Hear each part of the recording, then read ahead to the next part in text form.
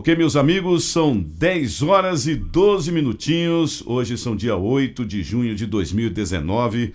Primeira linha web rádio de Minas para o Brasil e para o mundo. Nós estamos aqui com nossos estúdios localizados na cidade de Sete Lagoas, Minas Gerais, e é com muito carinho que nós estamos a cada dia apresentando uma novidade, uma nova entrevista. E hoje nós vamos falar de um assunto importante, um assunto que diz respeito à saúde das pessoas, à saúde mental das pessoas. Nós estamos trazendo aqui nos nossos estúdios a presença de um médico psiquiatra, ele que vai nos falar sobre, obviamente, o que vem acontecendo na modernidade, o que vem acontecendo com as pessoas em geral e o que acontece no mundo de hoje relacionado à doença mental, relacionada à psiquiatria. Nós vamos bater um papo bastante intensivo e é com muito prazer que nós recebemos aqui a visita do Dr. Luiz Gonzaga. Para o bom dia, doutor. Bom dia. Muito bem, doutor. Nós estamos na iminência de uma transformação que aconteceu nos últimos 10 anos e que, obviamente, não aconteceu nos últimos 500 anos. Ou seja, o mundo evoluiu mais em 10 anos do que em 500 anos. E isso, obviamente, tem a ver com a tecnologia. A tecnologia chegou e, de certa forma, vamos dizer assim, pegou desprevenido as pessoas e principalmente a nossa juventude. Mas antes da gente entrar nesse assunto, que eu tenho certeza que é de interesse aí do nosso ouvinte, do nosso telespectador, nós queremos saber um breve histórico sobre quem é o Dr. Luiz Gonzaga. Meu nome completo é Luiz Gonzaga de Freitas Filho. Eu nasci no Pará, numa cidade de Capanema, chamada Capanema. E com 1 ano de idade eu me mudei para Belém, junto com a minha família. Morei em Belém, estudei em Belém e me formei em Belém, no ano de 1970. Em 71 eu já estava viajando para o Amazonas. Trabalhei na Amazônia em algumas cidades, como Parintins, Maués. Depois me mudei para Roraima, Boa Vista. Lá trabalhei durante 4 anos também. Eu trabalhei com vários tipos de pessoas. Trabalhei em penitenciárias com adultos, na escola FEBEM, uma escola de infratores aqui em Sete Lagoas. Trabalhei com pobres, trabalhei com ribeirinhos e trabalhei com índios. Então, assim, eu acho que eu tenho uma condição de uma percepção de várias camadas sociais. Isso foi muito bom para mim, porque me permite situações bem diferenciadas no sentido de avaliar a natureza humana, o comportamento humano. Comportamento humano. Me diz uma coisa, onde nasceu esse interesse pela psiquiatria, em específico? Nasceu na infância. Nasceu quando eu era curioso e ficava observando o comportamento de animais. Qualquer animal. Meu irmão criava animais não só domésticos, mas animais selvagens. Macaco, jabuti, jacaré. Vários. Isso onde? No Amazonas? Em Belém do Pará. Em Belém do Pará. E assim, eu me acostumei a observar os animais. Em 1958, eu comecei a observar pessoas. Eu tinha 15 anos de idade. E eu me interessei, nessa época eu lembro que em 58, Fidel Castro ainda estava em Sierra Maestra, ele não tinha descido. No ano seguinte, 59, ele desce e toma Havana. A partir desse momento eu começo a interessar por política, por geopolítica, e interessar também pelo comportamento de pessoas. Aí começa o meu interesse pelo comportamento humano. O senhor estudou em qual faculdade? Eu estudei na Universidade Federal do Pará. Do Pará. E a turma, né, que formou junto com o senhor, como é que o senhor avalia ela, considerando uma referência com a turma que são formados hoje nas nossas atuais faculdades? Bom, na época não havia a esquerdização no Brasil, a influência ideológica perversa. Por volta dos anos? 1900, eu entrei em 1965 e formei em 1970. 1970. Nesse período, as universidades ainda não estavam aparelhadas com professores ideológicos. É um período militar. No período militar. Quer dizer, já havia o início, porque o início da influência esquerdizante no Brasil e nas universidades inicia após a guerra, a Segunda Grande Guerra Mundial. Com a queda do Muro de Berlim? Não, muito antes. Bem antes. Em 45 a guerra termina. Em 46, a partir de 46, começa a haver uma influência esquerdizante na América Latina. Mas no meu período até 1970, essa influência não era muito grande. E principalmente na área do senhor, né? Que é uma diferença grande, apesar de ser área social. Eu acho que nas universidades do Brasil inteiro. Todas elas? Sim, quase todas elas, porque eu acredito que essa influência se inicia pelo sul e sudeste do Brasil e depois caminha para o norte e nordeste. Me diz uma coisa, qual a diferença, e as pessoas sempre perguntam, da psiquiatria para a psicologia? É diferente, né? A formação da psiquiatria exige uma formação médica. A psicologia não exige formação médica. Então, assim, a licença para prescrição de medicamentos é dada apenas aos médicos. E como os psiquiatras obrigatoriamente têm que ser médicos, eles podem receitar. Já os psicólogos não. O psicólogo é apenas uma avaliação, que também não deixa de ser por parte do psiquiatra. Não, eu acho até que do ponto de vista da competência, existem psicólogos mais competentes e capacitados do que um psiquiatra. Interessante. Depende do nível de curiosidade e de capacitação individual.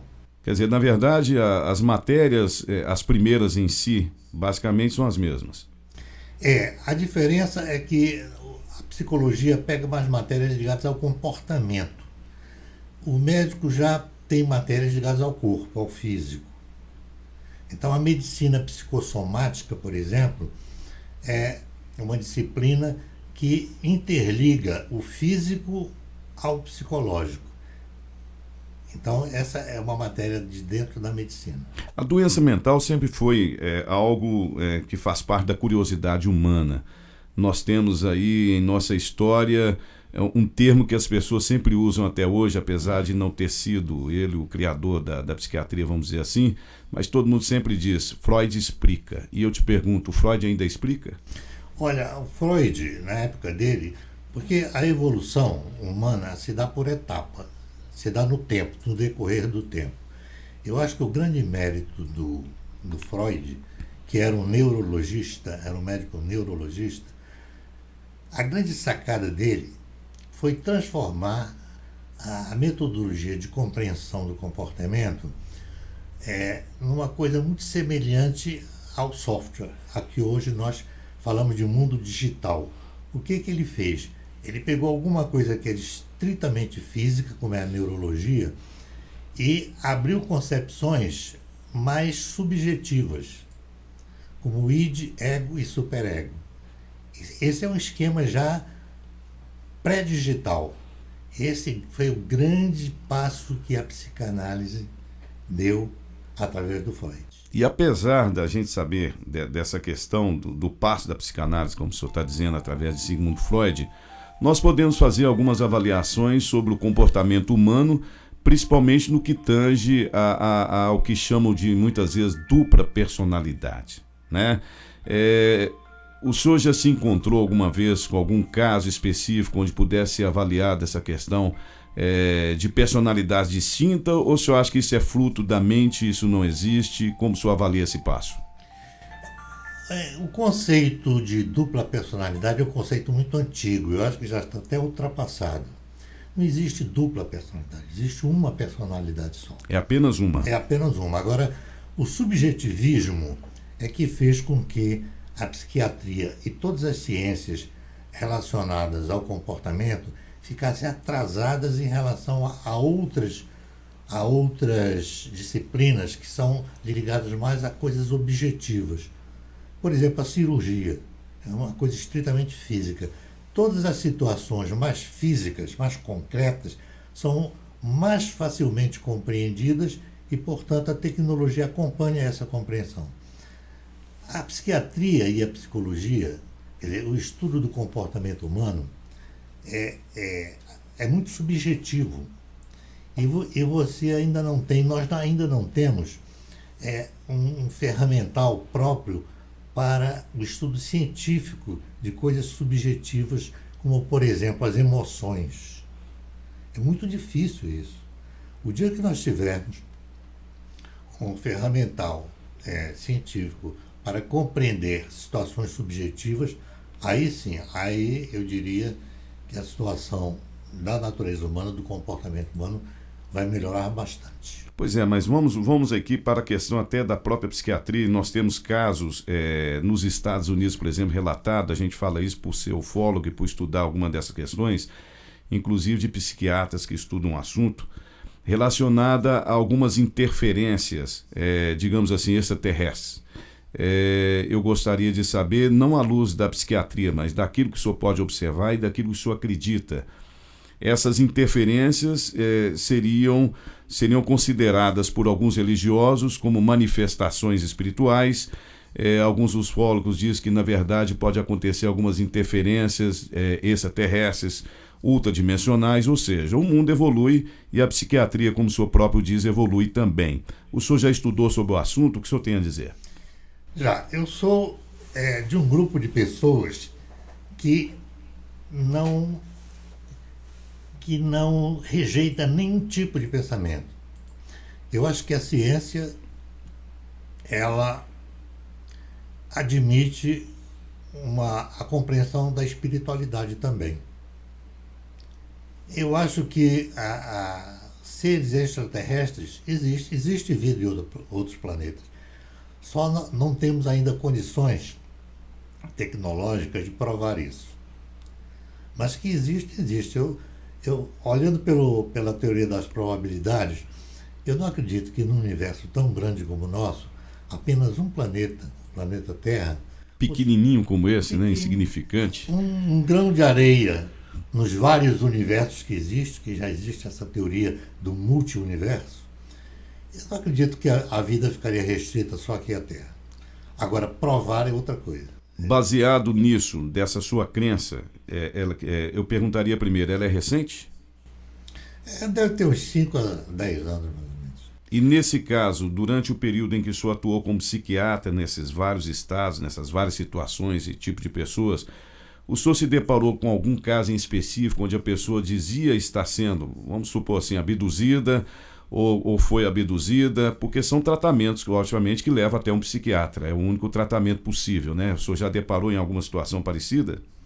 Olha, aí, essas pessoas com quem eu tive contato e que me falavam isso, tinham situações psicopatológicas bem definidas pela psiquiatria. O senhor conseguia registrar que, na verdade, poderia ser uma questão do inconsciente? Mais alucinatória. Alucinatória. Mais. Nos dias de hoje, quando nós vemos algumas situações onde são levadas até um psiquiatra pessoas que se dizem possuídas, por exemplo, fulano está possuído pelo demônio, vamos partir por esse lado aí. Como é que o senhor avalia uma situação dessa? Já se deparou com isso?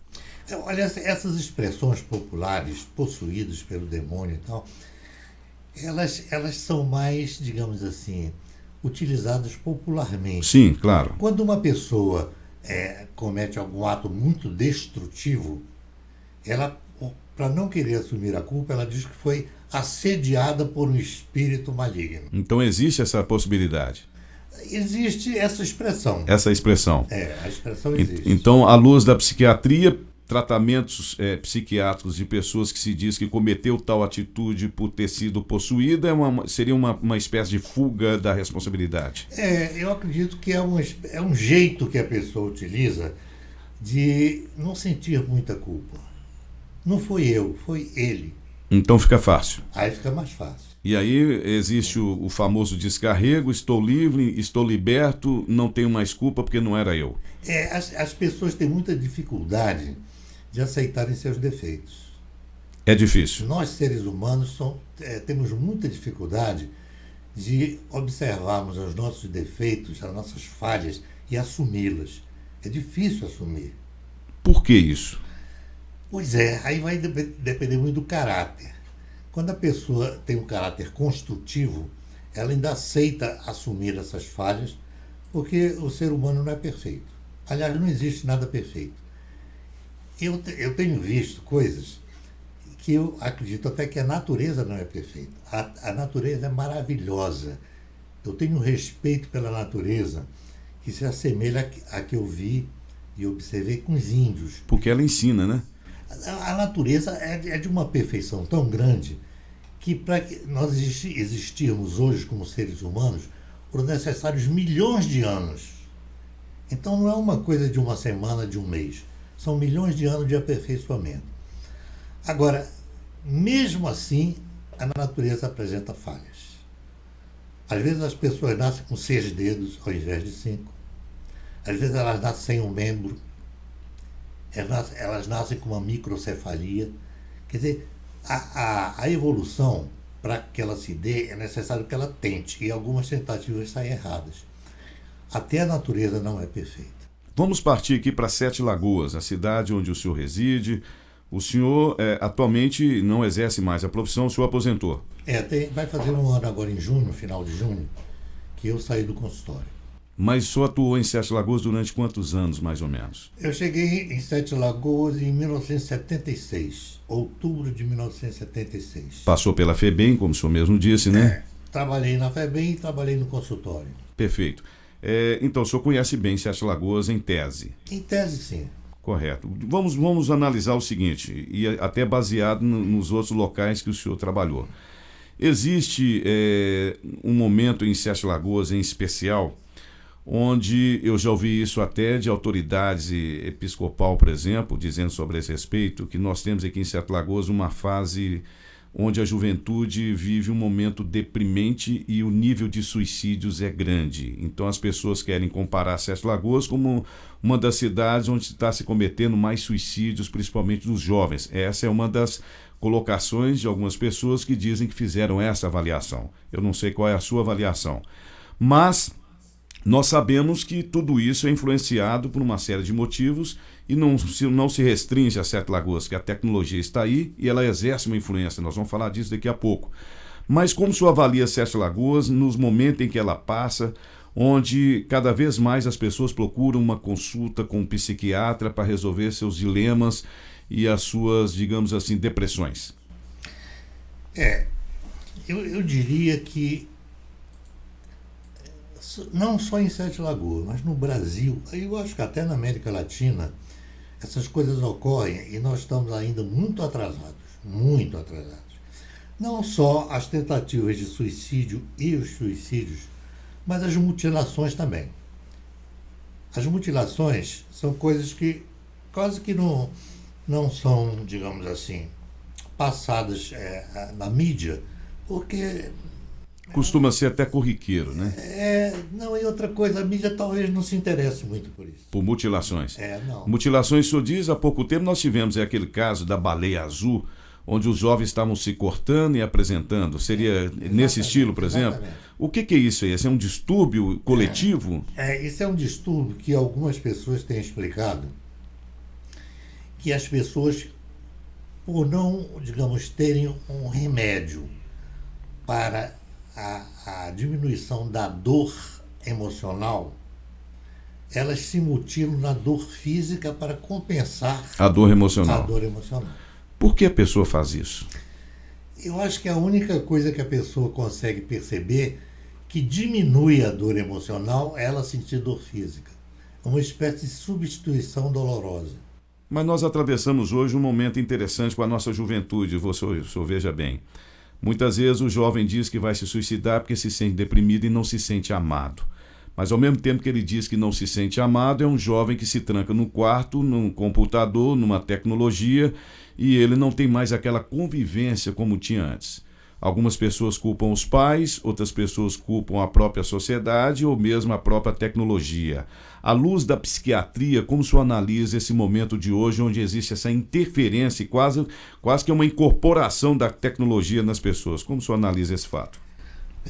Como fuga. A mutilação é uma espécie de fuga. Também quando a pessoa substitui a dor física pela dor psicológica, pela dor emocional, a fuga para a tecnologia, para o vício digital, é também uma fuga. Aliás, são várias formas de fuga. Beber demais, fumar demais, Quer dizer, toda vez que você se excede num hábito, você está fugindo da realidade. Da realidade. O delírio é uma fuga da realidade.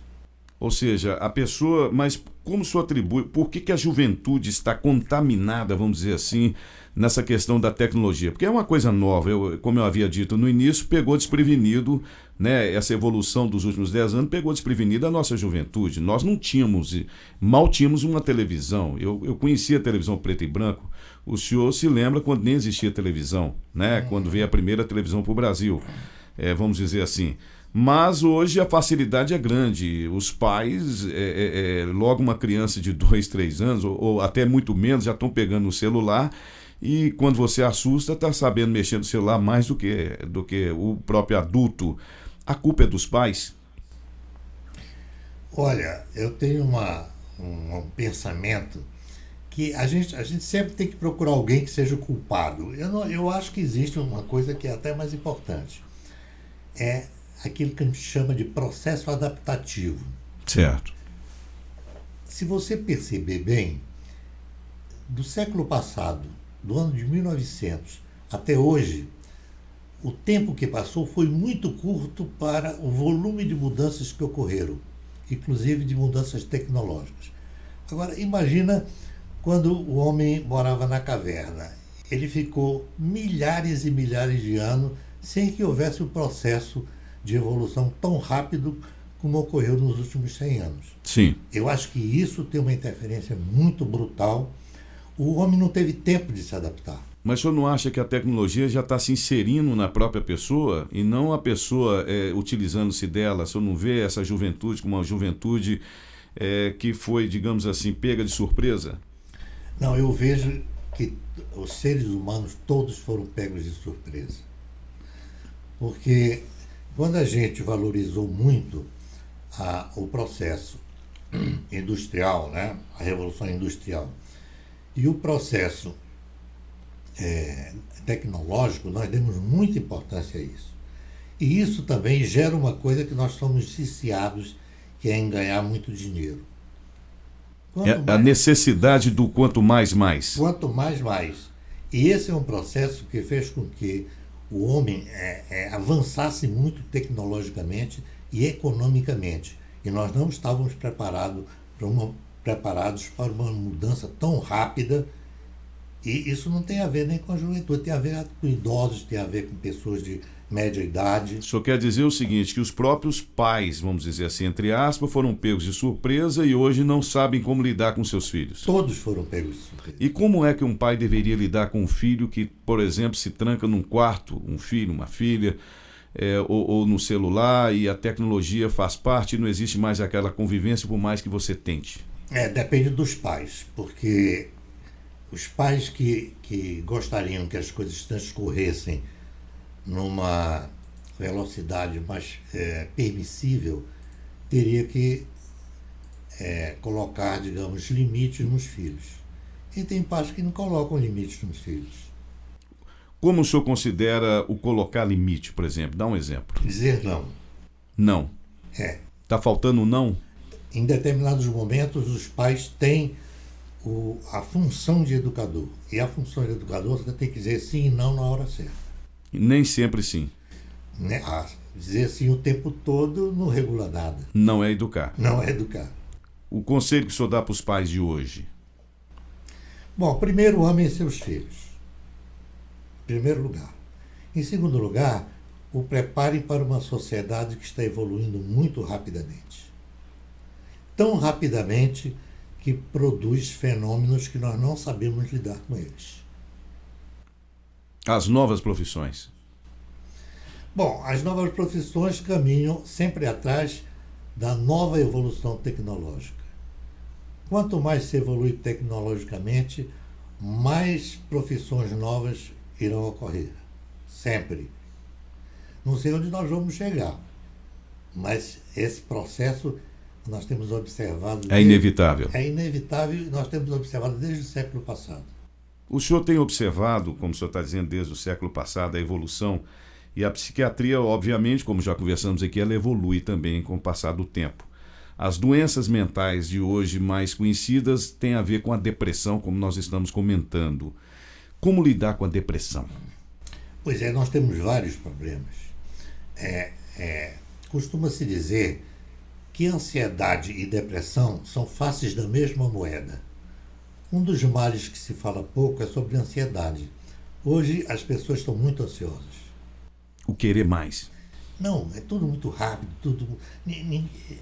até a forma de falar tem sido ansiosa. A forma de comer tem sido ansiosa, daí a obesidade. Quer dizer, a ansiedade e a depressão, elas são sintomas de um tipo de atividade humana muito rápida e exigente, de acordo com as solicitações da nova tecnologia e daquilo que se considera moderno. Hoje em dia é moderno quem faz tudo muito rápido, quem trabalha muito. O mundo globalizou. Eu acho que o mundo está num ritmo que a natureza humana não está suportando. Está insuportável para a natureza humana. Daí o fato de podermos dizer que as pessoas estão adoecendo mais. Com certeza. O caminho seria, fora o tratamento, logicamente, para quem está com um certo grau de, como o senhor diz, de ansiedade, de depressão, o caminho é qual, ao seu ver? Pois eu nem saberia falar sobre isso, porque eu convivi entre índios e vi os índios interagindo com a floresta, com a natureza, de uma forma muito tranquila. E respeitosa, né? Respeitosa e tranquila. E se olhando como as pessoas da nossa sociedade industrial, elas se degladiam, elas competem ferozmente. Eu não via isso nas tribos que eu visitava. Essas comunidades indígenas o senhor visitava com intuito médico ou por um intuito de estudo, curiosidade? Eu me aproveitava da função médica para estudar a etnologia. E o que o senhor descobriu de diferença, vamos dizer assim, dentro desse quadro doentio que a sociedade moderna vive, comparado com essas sociedades que o senhor visitou indígena? O que o senhor viu de diferença que pode ser aproveitado, que os índios fazem de bom e que nós esquecemos de fazer?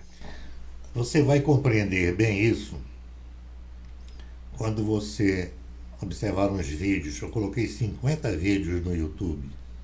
Relacionado ao povo indígena. Onde eu falo tudo isso que eu estou falando aqui para você. Resuma uma frase sobre como o senhor viu de comportamento positivo deles, que nós não estamos exercendo.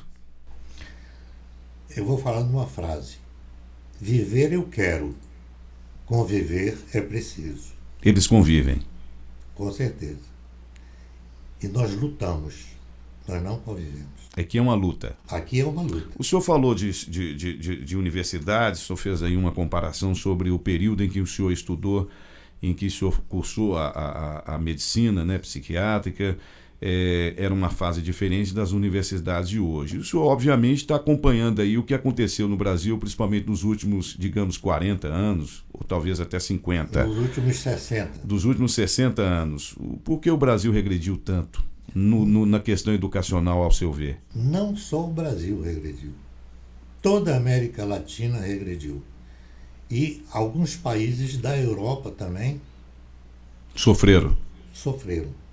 Sofreram e sofrem, ou o senhor está vendo alguma mudança? Não, sofreram. Eu não sei o que vai ocorrer daqui para frente. Alguma coisa vai ter que ocorrer, porque se nós continuarmos nessa progressão maluca, é uma progressão maluca, enlouquecedora, eu não sei onde nós vamos chegar. Eu acho que nós não teríamos um bom futuro, não.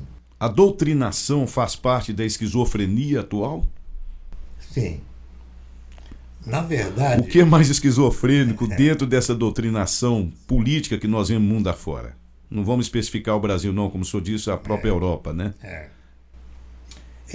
Na luta digamos assim, pelo poder, porque eu normalmente, há uns 20, 30 anos, eu acredito nisso que eu vou falar agora. Existem 3 coisas que o homem persegue. É o poder, o dinheiro e os interesses. Essas 3 coisas são tripé da ânsia, da ansiedade humana em querer sobrepujar o outro. Daí as ideias divergentes. Daí as ideias divergentes. Daí o fato de você querer doutrinar as pessoas com ideologias completamente delirantes e que faz com que você mude a cultura de alguns países para poder vencer o país e subjugá-lo pelo poder.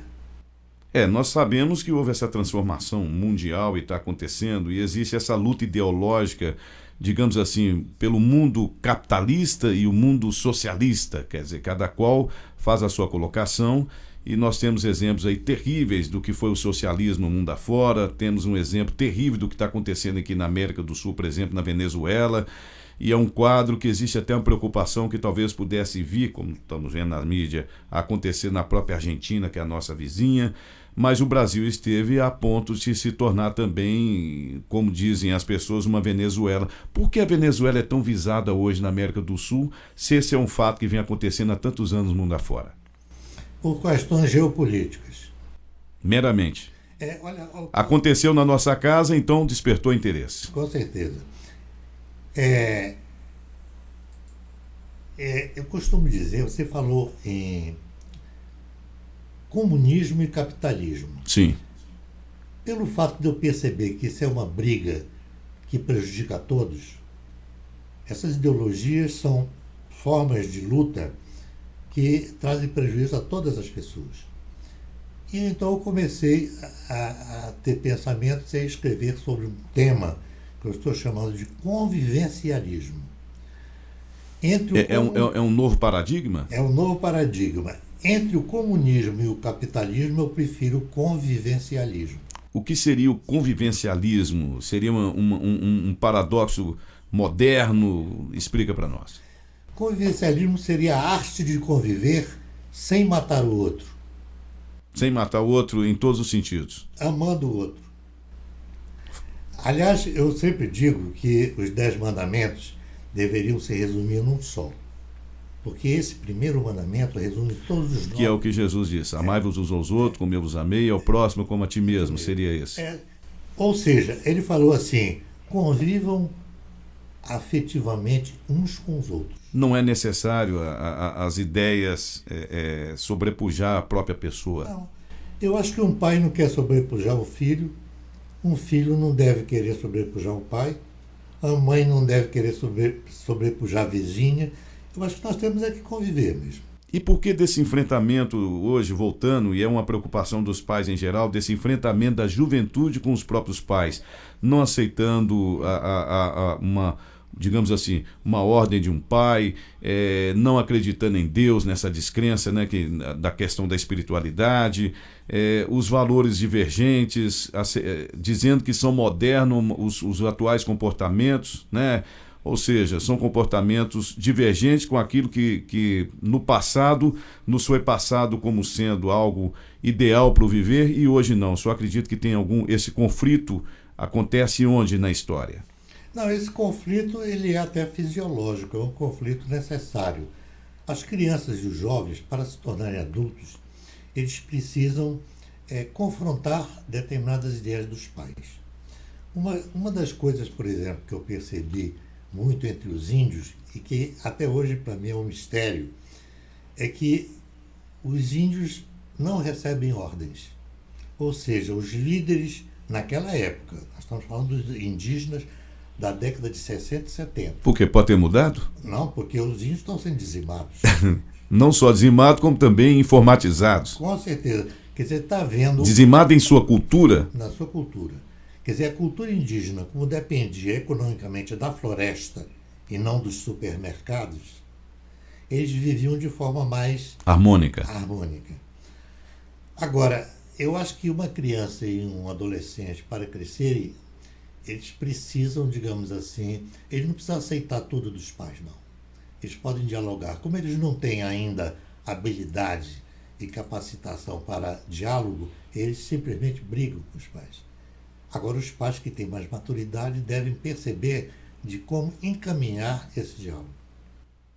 O senhor veja bem, voltando às Sete Lagoas, sobre esse quadro, né, que nós falamos aqui. É claro que essa matéria está indo aí mundo afora. Pessoas né, de diversos países podem estar nos ouvindo nesse instante pelas redes sociais, né, e pelo nosso canal aqui do YouTube, Facebook, Instagram e outros canais das mídias sociais. Mas como nós estamos aqui no ambiente de Sete Lagoas, eu vou voltar a bater no martelo na mesma colocação.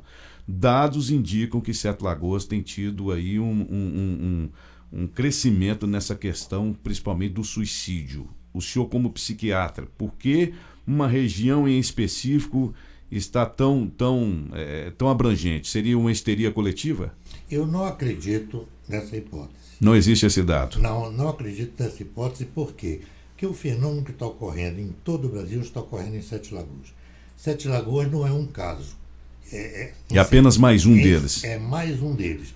Eu só acreditaria se nós tivéssemos no Brasil dados estatísticos reais. O Brasil não tem dados estatísticos reais. O senhor acredita o porquê, então, dessa insistência em uma localidade em específico? Não sei. Alguém está tentando tirar vantagem dessa hipótese. Isso, para mim, é uma hipótese. Pode ser tirar vantagem. Pode. Deus existe? Olha, existem duas formas de falar sobre Deus. Uma é dizendo, eu creio em Deus. Isso é crença. Deus existe é uma afirmação que leva as pessoas a pensarem que eu provo a existência de Deus. Eu não provo. Não é possível provar a existência de Deus, mas é possível crer em Deus. E o senhor crê em Deus? Eu creio da espiritualidade. Eu creio da religiosidade, que para mim é uma coisa que se confunde com a construtividade. Uma pessoa que é construtiva, para mim, é religiosa. E se uma pessoa que crê em Deus é religiosa, ela deve ser construtiva. Os estudantes hoje de psicologia, nós temos aqui em Sete Lagoas faculdade de psicologia, né? Me parece que são 2 faculdades de psicologia, não é isso? Estudantes que estejam ouvindo o senhor nesse instante. O senhor é um psiquiatra, mas o senhor vai dar um conselho para os novos psicólogos. Eu acho que primeiro estudar muito. Existe uma coisa que eu acho que prejudica muito qualquer estudante e qualquer profissional que gosta de estudar. É o achismo. Eu acho que. O achismo? É, o achismo. Eu acho isso. Eu acho que é isso. Você não deve achar nada, você deve estudar. E para ter certeza. Você tem que usar lógica para entender as coisas. A lógica não tem sido usada pelas pessoas. Não, até tem sido usado, mas muito pouco usado. Lógica, para mim, é uma coisa que pode ser representada matematicamente ou conceitualmente. Por exemplo, matematicamente seria 2 laranjas mais 2 laranjas são 4 laranjas. Correto. Isso é matemático. Agora, uma lógica conceitual, chove para baixo. Alguém já ouviu chover para cima? Difícil. Então, assim... Envolve outras leis, como a própria gravidade. Isso, né? Exatamente. Inclusive, toda discordância tem uma linha lógica que une uma coisa a outra. Sim. Por exemplo, eu estudei, quando eu estava no ginásio, antigamente se chamava ginásio, eu estudei que a menor distância entre 2 pontos é uma reta. Correto. Aí o Einstein vem e diz que a menor distância entre 2 pontos é uma curva. Uma curva. Aí eu fiquei tentando entender essa do Einstein. E depois eu entendi o seguinte: se nós tivermos num plano, aqui numa mesa, um papel, uma caneta e uma régua, a menor distância entre 2 pontos num plano é uma reta. Correto. Mas se nós olharmos a Terra, que é um globo, é tridimensional, a menor distância entre 2 pontos para quem vai viajar de avião é uma curva. É uma curva. Porque você não tem como atravessar o globo terrestre para chegar no outro local. Senão você bate o avião. O senhor, à luz da psiquiatria e à luz daquilo que o senhor já estudou, como é que o senhor está analisando aí esse comportamento atual dos nossos governantes? Ou seja, aqueles que já estão apenados e aqueles que possivelmente serão apenados. Bom, eu vou chegar numa lógica que eu construí há uns 10 anos atrás, e foi melhorando com o tempo, e que eu começo fazendo perguntas. Eu pergunto assim: um ladrão inteligente procura roubar a casa de um rico ou a casa de um pobre? Sim, é óbvio, né? Aí todo mundo fala, bom, casa de um rico. Eu pergunto, um psicopata inteligente vai para um lugar onde tem muito dinheiro ou pouco dinheiro? Os políticos vão para que lugar eles preferem? Então, com isso, qual a posição, né? É uma posição onde ele tenha muito poder e muito dinheiro. Mas o que leva um político, mesmo sabendo que nós estamos aí com um trabalho, vamos dizer assim, vamos falar do Brasil. Nós temos aí a Operação Lava Jato, que foi aí iniciada pelo juiz Sérgio Moro, Brasil afora, hoje ministro da Justiça, e ela continua através de outros juízes e procuradores e promotores que fazem um trabalho, Ministério Público, né, que fazem um trabalho muito bom. Mesmo acontecendo das pessoas serem descobertas, nós descobrimos que existem casos, como o Cabral, por exemplo, que estava preso, em determinado momento descobriu-se que ele continuava dentro da cadeia, ainda, de certa forma, influenciando na corrupção. O que leva uma pessoa, veja bem, o que leva uma pessoa, um político, estando diante de fatos da probabilidade de ser incriminado, continuar a promover o crime, o que? Ele acha que nunca vai ser descoberto, só o outro foi e eu não serei? O que acontece na mente dessas pessoas? Essa resposta você vai obter se você fizer entrar no mundo da ponerologia. Ponerologia. Ponerologia. O que seria? Seria o estudo dos psicopatas. Então, o senhor pode comparar um político desse como um psicopata? O que eu quero dizer é o seguinte: nós não podemos ser, digamos, radicais. Sim. Dentro da política, nós não temos só psicopatas, temos pessoas boas também. Sim, claro, mas eu digo os que têm esse tipo de pensamento de comigo não vai acontecer. As pessoas boas em número reduzido. Para mim, o maior número é de pessoas psicopatas destrutivas, que entram para o poder e para o local onde tem muito dinheiro para roubar. Quanto mais. Quanto mais. Agora, evidentemente que nós sabemos até hoje que um psicopata ele não sente culpa, portanto, ele não é socializável. Impossível. É impossível. Psicopata, enquanto psicopata, que é um distúrbio de caráter, é uma legião de caráter. Não tem tratamento? Não tem tratamento por enquanto. Interessante, quer dizer, isso se aplica a qualquer caso de psicopatia? Todo psicopata é reincidente o resto da vida.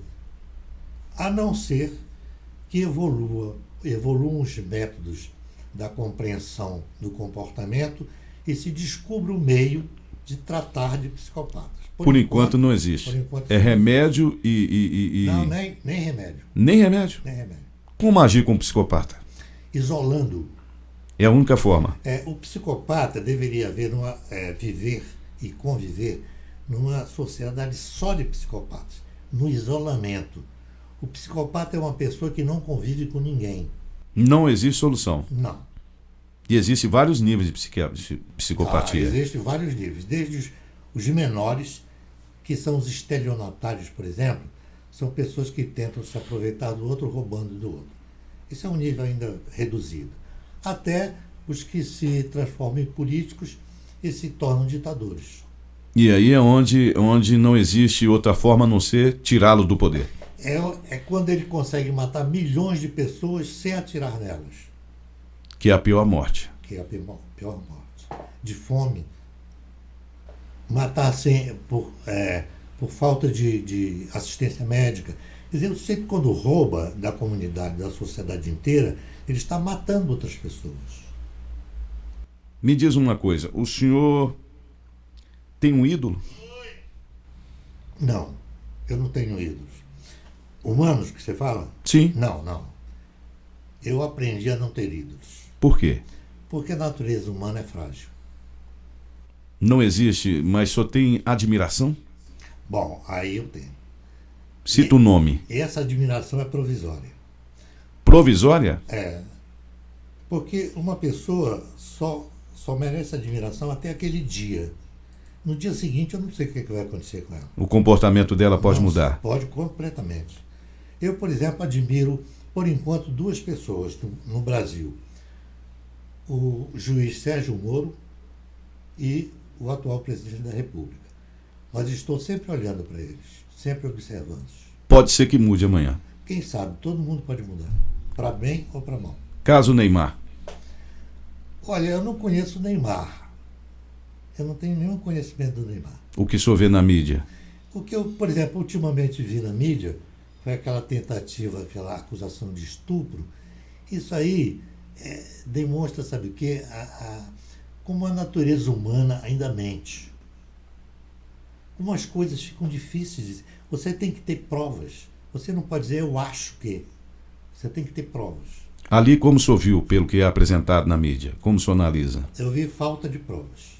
Ou seja, talvez um querer se aproveitar de uma situação? E o outro tentando esconder alguma coisa que ele fez de errado. Quem sabe?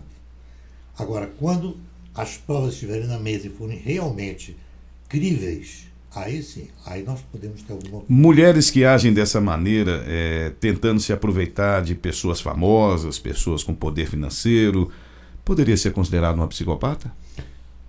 Os psicopatas são do sexo masculino e do sexo feminino. Sim.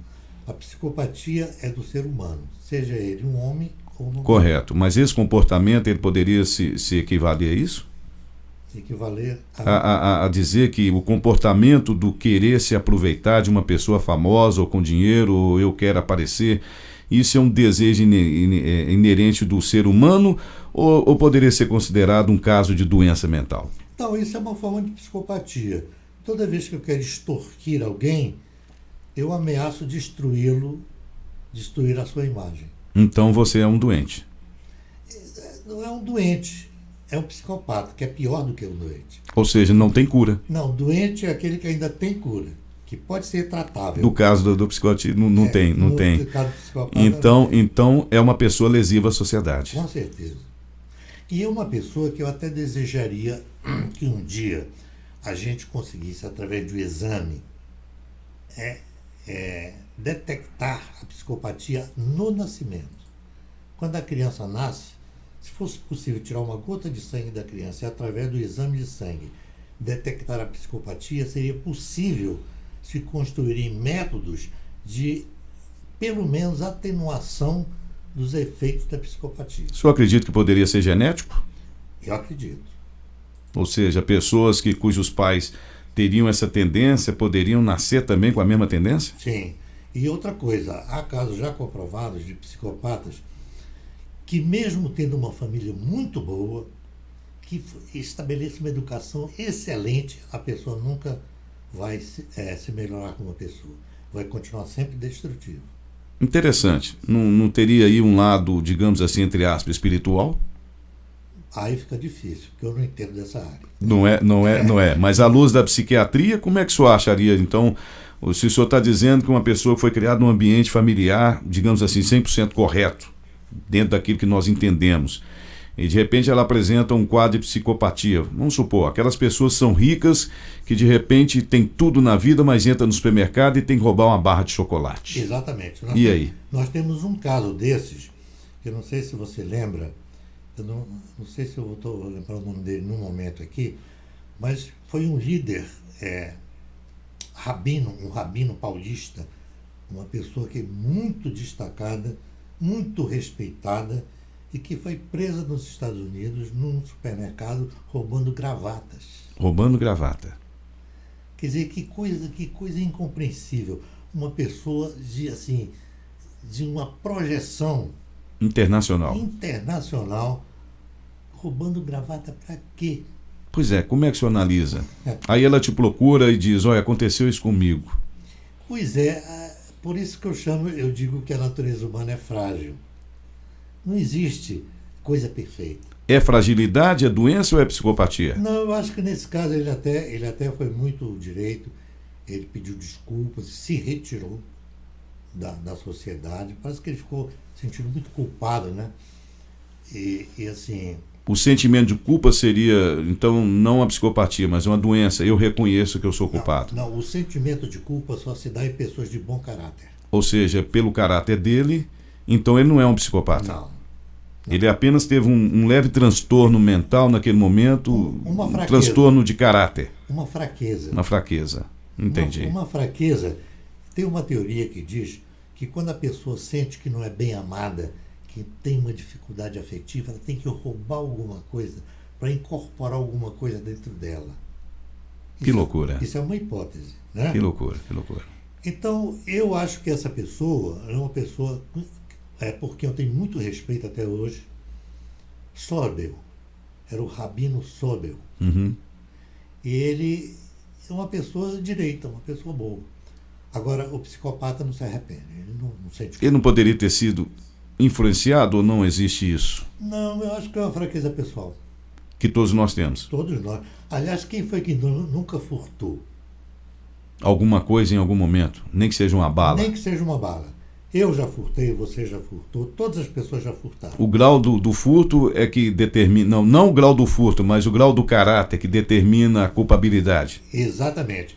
Na medida em que você forma o caráter, você consegue perceber a distância entre o certo e o errado. Uma criança não consegue perceber essa distância. E um jovem também tem dificuldade. Daí o fato dos pais estarem atentos, como o senhor disse no início. Com certeza. Entendi. Dentro disso que nós conversamos sobre a questão das doenças mentais, da psiquiatria, do mundo em geral, o que o senhor gostaria de acrescentar hoje? O que mais te preocupa? O que mais me preocupa é o destino da raça humana. Eu acho que nessa progressão que nós estamos vivendo, nós estamos tendo muitos problemas. É necessário ocorrer alguma coisa e a gente mudar o paradigma da convivência. Sem mudança do paradigma da convivência, sem tirar essas três coisas que o ser humano ainda acredita nelas, poder, dinheiro e interesses, quando a gente começar a perceber que todos são iguais, que todos têm direitos, e começarmos a, digamos assim, mudar esses valores. Ser um pouco indígena, né? É começar a copiar o lado indígena que nós perdemos. Entendi. Bom, nós vamos agora na sequência da nossa entrevista, como eu havia dito, e como a gente faz aqui com todos os nossos convidados, nós temos aqui na mesa 7 envelopes amarelos. Na verdade, laranja, que é a cor do Primeira Linha Web Rádio e do portal primeiralinhaonline.com. Nesses 7 envelopes nós temos aqui nomes, pode ser de pessoa, de país, pode ser um nome qualquer, né? Um verbo, qualquer coisa. O senhor vai tirar ou não tirar. Se o senhor achar que é positivo o que o senhor leu ali, o senhor vai falar o que é e vai explicar. Se o senhor achar que é negativo, o senhor não fala nada, me entrega o envelope que a gente fala no final. Após esse, nós teremos os envelopes negros, onde tem 7 nomes aqui de pessoas consideradas, entre aspas, perversivas na nossa sociedade. No passar dos anos, da época, são pessoas conhecidas pelas histórias. O senhor vai tirar apenas um e vai analisar ela para nós no final. Então vamos começar com os envelopes amarelos. Pode escolher. Eu já escolhi e vou tirar o do meio. Do meio. Vamos lá. Tanto numa fila quanto na outra. Está lá, tirou o número 4. Agora o senhor vai abrir aí, vai ler só para o senhor. Se não concordar, não fale para mim, guarde no envelope que a gente fala no final. Se concordar, vamos conversar. Eu concordo. A palavra... Tira do envelope? Tiro. Então pode falar. A palavra aqui é depressão. Depressão? É. O senhor tira do envelope depressão? Eu tiro para falar sobre ela. Sim, mas se é uma coisa negativa, o senhor deveria não tirar para a gente falar no final. Não, mas o senhor quer falar? Não, eu nem qualifico a depressão como uma coisa negativa. É uma coisa real. Bom, vamos lá. Pode falar. A depressão é uma forma de insatisfação na convivência. Quando eu estou deprimido, eu não estou feliz. Quando eu estou ansioso, eu também não estou feliz. Então, eu acho que foi até interessante eu ter tirado essa palavra aqui, porque é necessário que a gente, através da depressão ou da ansiedade, que são coisas que mostram a infelicidade de uma pessoa, a gente procurar os meios de encontrar aquilo que nós chamamos de felicidade. O equilíbrio. Interessante. Por isso que eu tirei. Ok. Vamos lá para o segundo envelope, então. Se tiver algum que o senhor não concorda, a gente deixa para o final. Mas vai lá, tira mais um. De qual fila? Não, se o senhor quiser tirar aí. Só vai ter que tirar o 7. Vai tirar o número 1 agora, escolher o número 1. Veja lá. Tira ou não tira o chapéu, se fosse Raul Gil, mas aqui se tira ou não tira do envelope. Se não tirar, a gente fala no final. Coisa boa também. Pode falar. Política. Política, o senhor tira do envelope a política. Tiro. Explica sobre a política. Porque, para mim, política é boa política. Não é a má política. A política é necessária. Eu achei interessante, foi até bom que saísse essa palavra, porque não existe sociedade humana sem liderança. E quem estabelece a liderança é a política. Por exemplo, entre os índios existe uma coisa muito interessante, que está nessa coleção que eu coloquei no YouTube, que lá o líder para eles não manda. Ninguém recebe ordem. E o líder é proibido de mandar. Lá eles não têm presidente, quer dizer, uma pessoa, autoridade. Não tem vereador, não tem deputado, não tem senador. Não, eles têm líderes. Certo. Porém, eles não podem mandar. Eles são proibidos de mandar. Eles podem liderar.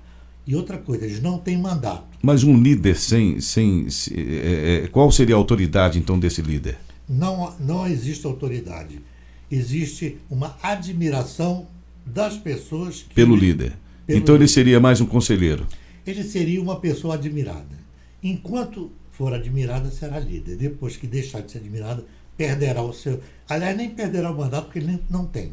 Perderá a sua liderança. Perderá a sua liderança. Ok, vamos lá para o próximo envelope, então. Vamos ver para quem o senhor tira o próximo. Tira ou não tira? Pode escolher aqui, entre outros aí. Número 7. Vamos ver o que o senhor escolheu. Vamos ver o que vai sair. Se não tirar, a gente fala no final, né? Se for algo muito negativo, a gente fala no final. Também positivo. Vai tirar também? Também. Positivo? Pode falar. Tecnologia. Tecnologia, vamos falar da tecnologia. A tecnologia é uma coisa que facilita a nossa vida. Mas assim como o sal, ela tem que ser dosada. Toda vez que nós damos muita importância à tecnologia, nós estamos criando problemas. O sabor da comida só é bom quando o sal entra no equilíbrio para o sabor e não contra o sabor. A tecnologia é a mesma coisa. Quando nós usamos a tecnologia para o bem-estar de todas as pessoas, e sem ser usada como arma para destruir o outro, ela é boa. Então o senhor tira do envelope a tecnologia. Claro. Ok, vamos lá então para a próxima. Vamos ver se o senhor tira ou não tira do envelope a próxima. Pode escolher. Número 2. Vamos lá. Vamos ver então. Lembrando que o senhor pode falar no final, caso não concorde, né? Vamos ver o que é. Religião. Religião. Também. Tira do envelope. Tiro. Pode falar. Religião é uma necessidade. Por que é uma necessidade? Porque você tem que crer em alguma coisa. Aliás, é tão necessário que você tem que primeiro crer em você. Se você não crê em você, que a gente chama de autoestima... Não tem como acreditar em algo. Não tem nem como conviver. Então, a religião é uma coisa interessante. Ótimo. Vamos então para o próximo. Vamos ver para quem o senhor tira ou não tira. Ainda tem mais 3. Até agora o senhor tirou todos. Não ficou nenhum aqui para o final. Vamos ver na sequência. Então o senhor tem agora o 3, o 5 e o 6. Eu acho que eu vou tirar o 6. O 6, vai lá. Vamos ver.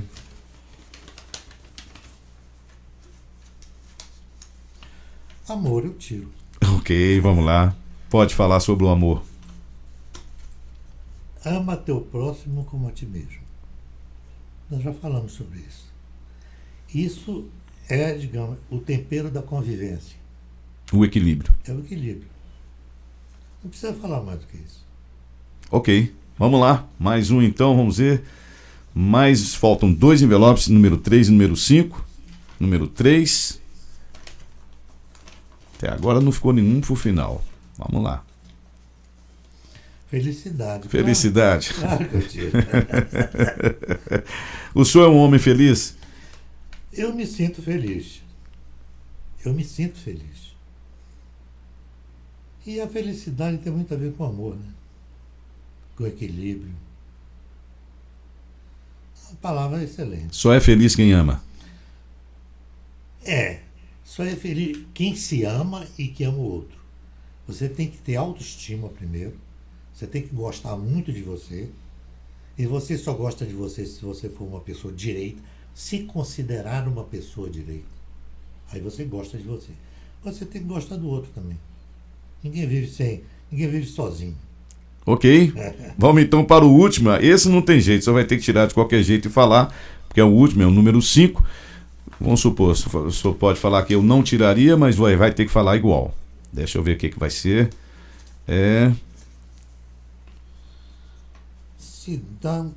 Siddhartha Gautama, o Buda. Tiro porque eu acho que o Buda foi, né? Que ele já faleceu. Uma pessoa como as outras. Um filósofo. Alguns chamam de religioso, mas eu acho que ele foi um filósofo. Deixou um bom ensinamento. Acho que deixou um bom ensinamento. Por exemplo, no Buda, eu vejo uma coisa que nós falamos antes aí, que é o contrário da ansiedade, que é a meditação. É a pessoa ficar calma, se introjetar e começar, digamos assim, a pensar. Nós temos que ter tempo para pensar e ter silêncio interior e paz. O Buda falou muito sobre isso. Encontrou o equilíbrio. Encontrou. E o equilíbrio existe dentro das pessoas. As pessoas aqui não sabem onde ela está, onde ele está. Então, pelo que o senhor diz, o caminho é primeiro se amar. Primeiro se amar. Se amando, você ama o próximo. Você não pode amar uma pessoa se você não se ama. É difícil. Eu não acho nem possível. Então, aquele que odeia o outro é porque não se ama. Claro. Correto. Vamos agora, então, para o finalmente da nossa entrevista, da nossa interação. Nós temos aqui 7 envelopes negros. E algum deles tem um nome de alguém aí importante na humanidade. Você vê que não tem nem número. O senhor vai abrir, vai falar quem que é e vai comentar sobre essa pessoa. À luz da psiquiatria, vamos dizer assim. Gengis Khan. Gengis Khan. Nossa, o senhor foi lá... Longe. Esse era o mais longe que tinha, inclusive. Gengis Khan, vamos lá. Ó, eu li alguma coisa sobre Gengis Khan. Deveria ter lido mais. Mas eu acho que essas pessoas que nós não conhecemos, eu não conheci o Gengis Khan pessoalmente. O senhor sabe o que a história diz sobre ele? Um conquistador sanguinário, por exemplo. E nem sempre o que a história diz sobre pessoas e fatos é verídico. Nem sempre. Aumenta-se. O que eu acho é o seguinte, o Gengis Khan é um personagem tido como um personagem forte. Não acredito nisso. Hoje em dia também eles falam muito dos Césares, dos imperadores, né? Das pessoas muito fortes, títulos gloriosos, né? Mas eu assim, eu gostaria de ter conhecido a pessoa para poder ter avaliar a cabeça dele. Avaliar. Eu não acredito muito em histórias contadas. Ok. O homem não é tão forte assim. Não. Ele tem as suas fraquezas. Eu acho que toda vez que existe um ídolo muito forte numa sociedade, essa sociedade é mais fraca. Todas as pessoas... O líder pode existir por admiração. Ok. E não por ser um herói, lutador, um Napoleão. Não seria referência? Não, eu não vejo o herói como referência o que luta, o que vence. Napoleão Bonaparte, Hitler. Não dou a menor importância para heróis. Não, era mais um. Era mais um. Uma pessoa que eu não sei quem era. Não tenho a menor ideia do Gengis Khan. Pela história, ele seria um psicopata? Não sei. Não tem condição de avaliar. Não tem. Um Hitler seria? O Hitler, que é uma coisa mais recente, que deixou um histórico... Uma marca profunda, né? Marca, é aí que a gente compreende melhor. E que eu era vivo quando ele estava lá matando... praticando o extermínio, né? E outra coisa, palavras dele, fatos que já foram Aí sim, aí eu acho que ele era um psicopata. Todos os psicopatas podem se tornar líderes fortes. Podem. Pela sua personalidade. É, Pela falta de culpabilidade. E também pela sua estratégia. Por exemplo, o Hitler era um indivíduo que tinha um talento verbal muito bom. Ele era um talento verbal enorme. Se você já escutou alguns discursos do Hitler, você via como é que ele conseguia mexer com a população alemã, e o pessoal batia palmas, só faltava elevá-lo aos céus. Tá parecendo uns líderes nossos atuais aí que estão presos, né? Eu também lembrei dele. Uma pessoa, um bom estelionatário, tem que ter uma boa lábia. E normalmente são destrutivos. Senão não consegue ser um estelionatário. Senão não consegue. Eu quero agradecer ao senhor aí pela sua participação conosco. Nós recebemos aqui o psiquiatra Dr. Luiz Gonzaga na mídia com Marcílio Maran. Eu quero deixar aí o microfone para os seus cumprimentos finais, para a sua mensagem final, principalmente aqui para as pessoas que estão nos ouvindo, principalmente para os jovens, né? A sua mensagem final e o nosso agradecimento desde já. Bom, em primeiro lugar, eu agradeço a você que me convidou para a entrevista. E assim, eu acho que, eu vou voltar a dizer o que eu já disse. Eu acho que é necessário estudar muito, muito. Procure o hábito de ler. Leia muito. E leia sobre tudo. A gente só tem uma ideia quando a gente lê sobre tudo. Eu já li sobre livros comunistas, eu já participei de aparelhos comunistas, de como é que você... estratégias, por exemplo, de guerrilhas e tudo mais? Daquela instituição que existia na União Soviética, espiã. Ah, sim, o senhor está falando da KGB. Da KGB. Quer dizer, você tem que saber tudo. Eu aprendia como é que você conseguia influenciar pessoas, como é que você conseguia mentir sem ser percebido. Quer dizer, você tem que ler tudo, do bom e do ruim, para poder formar a sua opinião. E o caráter que determina a formação. Exatamente. E quando você tem um bom caráter, você sabe discernir entre o certo e o errado. É essa a mensagem que eu passo para os jovens. Aprender, lendo, a discernir sobre o certo e sobre o errado. É isso aí, pois é, meus amigos. Agora gostaria de deixar o agradecimento a vocês. Estaremos de volta com mais entrevista aqui no nosso canal. Fiquem com Deus, forte abraço e, como eu sempre digo, vamos em frente porque o Brasil precisa da gente. Forte abraço a todos.